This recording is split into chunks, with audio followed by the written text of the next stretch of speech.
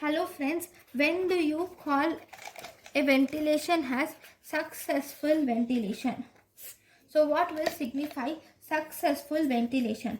Successful ventilation should have adequate chest rise. It should have symmetrical breath sounds. Then it should have improved pink color of the baby. Then the heart rate should be more than 100 beats per minute, and there should be spontaneous respiration in the baby, and there should be end-tidal carbon dioxide should be present. It should not be zero. It should not be zero. It should be present, and also there should be improved tone in the baby.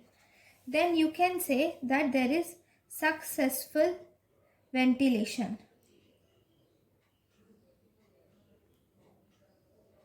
Okay, thank you for watching.